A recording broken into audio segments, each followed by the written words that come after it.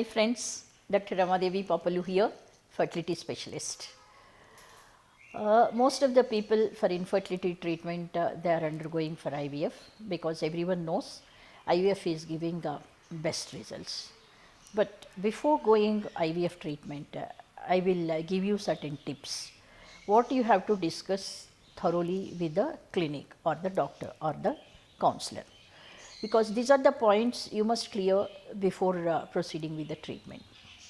First, the any third party reproduction you need. Suppose if you need third party reproduction, you must follow ICMR guidelines. All the screening tests were done or not, you have to confirm, and you have to select, and afterwards all the consent forms has to be signed properly, because tomorrow there should not be any problem either to you or to the doctor or to the third party. So, paperwork is very important in case of the third party reproduction. Next, selection of the stimulation protocol. So, doctor will tell you the possibilities, advantages, disadvantages with different protocols.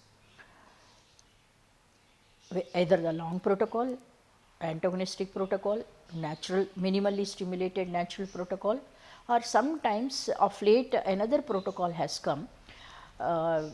Previously we used to start stimulation only from second or third day, but if the number of oocytes what we have got is less, after the oocyte pickup, second stimulation is given, giving a gap of 4 to 5 days after the oocyte pickup.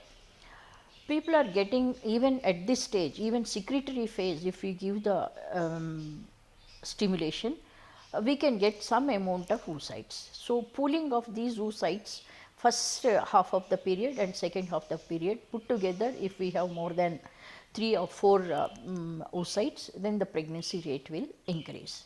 So, this is a new protocol, and this is essential for the poor responders. Selection depends upon many factors. One, age, ovarian reserve, the result of the previous cycle, what are the medicines used in the previous cycle, all these things will count.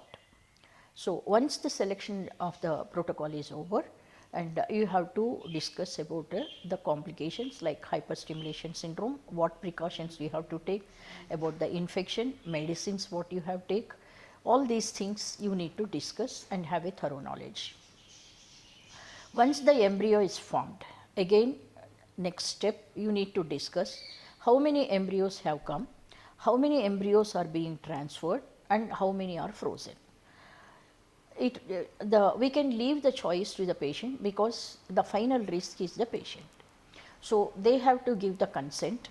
Of course, we follow rules according to ICMR, but we give choice to the patient also. So, they can decide how many embryos they need.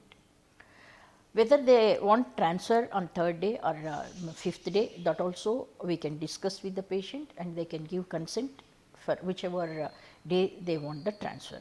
Giving information is the doctor's job, choosing is the patient's job, because final beneficiary or any problems is the patient. So, they also should participate in the decision making.